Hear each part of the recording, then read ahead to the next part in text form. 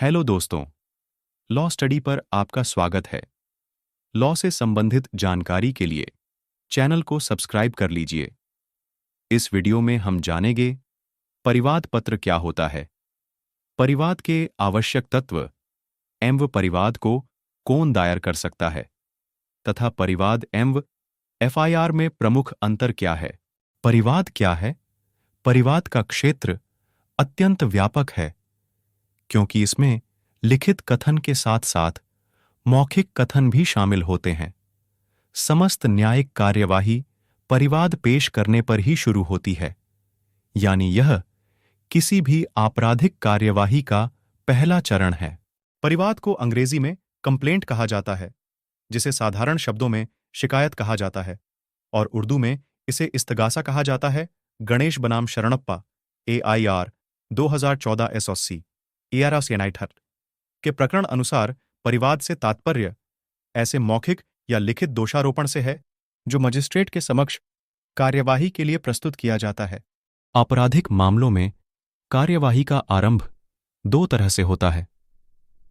पीड़ित पक्ष द्वारा पुलिस थाना के अधिकारी के समक्ष FIR पेश करने से, जिस पर पुलिस अधिकारी अन्वेषण प्रारंभ करता है, या फिर पीड़ित पक्ष द्वारा मजिस्ट्रेट के समक्ष परिवाद प्रस्तुत किया जाए, जिस पर मजिस्ट्रेट अन्वेषण का आदेश देता है।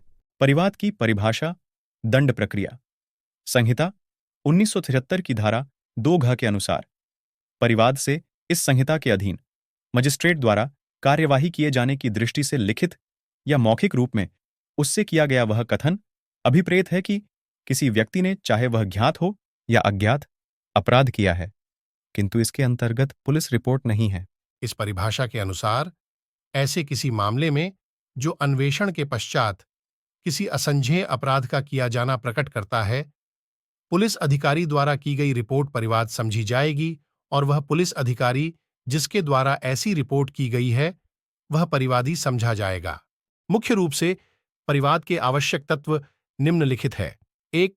परिवाद लिखित या मौखिक किसी भी रूप में हो सकता है। 2.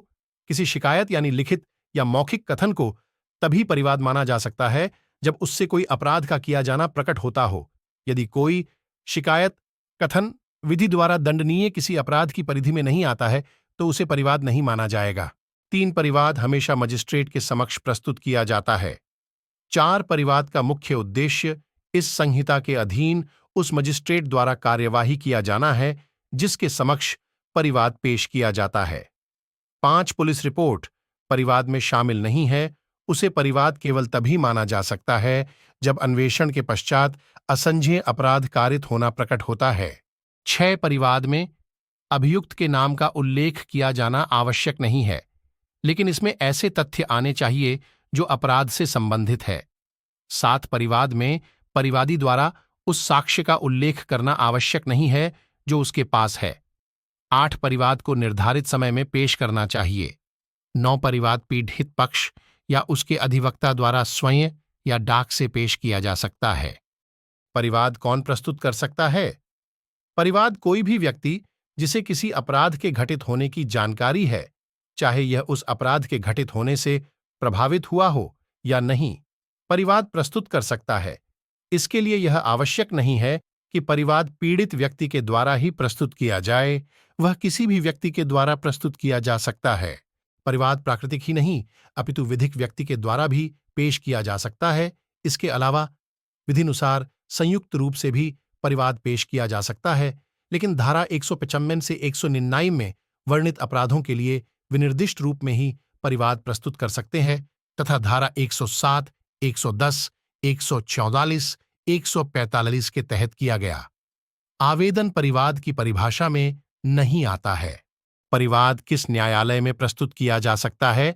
परिवाद मजिस्ट्रेट के समक्ष ही पेश किया जा सकता है और किसी अन्य अधिकारी को नहीं, किंतु यदि मानहानि के लिए अभियोजन भारत के राष्ट्रपति या उपराष्ट्रपति या किसी राज्य के राज्यपाल या किसी संघ राज्य क्षेत्र के प्रशासक या संघ या किसी राज्य के या किसी संघ राज्य क्षेत्र के मंत्री अथवा संघ या किसी राज्य के कार्यकलापों के संबंध में नियोजित अन्य लोक सेवक के विरुद्ध है, तब परिवाद भाग 199 से 2 के अधीन सेशन न्यायालय में दायर किया जाएगा, लेकिन मजिस्ट्रेट ऐसा होना चाहिए जो दंड प्रक्रिया संहिता 1973 की धारा 189 कक्पाय के अधीन अपराध का संज्ञान लेने के लिए विधि में सशक्त हो।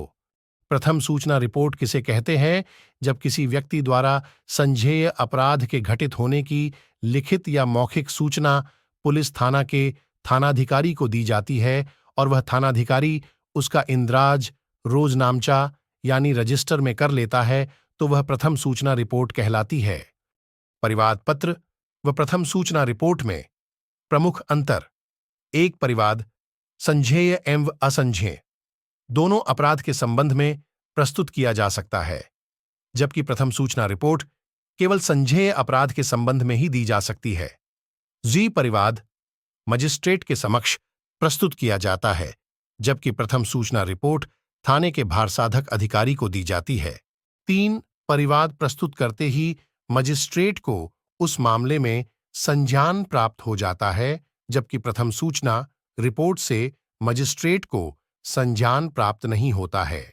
4 धारा 2 घ के अनुसार पुलिस अधिकारी की रिपोर्ट परिवाद नहीं मानी जाती है, जबकि धारा 154 के अंतर्गत पुलिस अधिकारी भी किसी मामले में एफआईआर लिखवा सकता है। 5 एफआईआर लिखवाते ही पुलिस अधिकारी को मजिस्ट्रेट के आदेश के बिना मामले में अन्वेषण करने का अधिकार मिल जाता है, जबकि परिवाद में मजिस्ट्रेट के आदेश के बाद ही पुलिस अन्वेषण प्रारंभ करती है।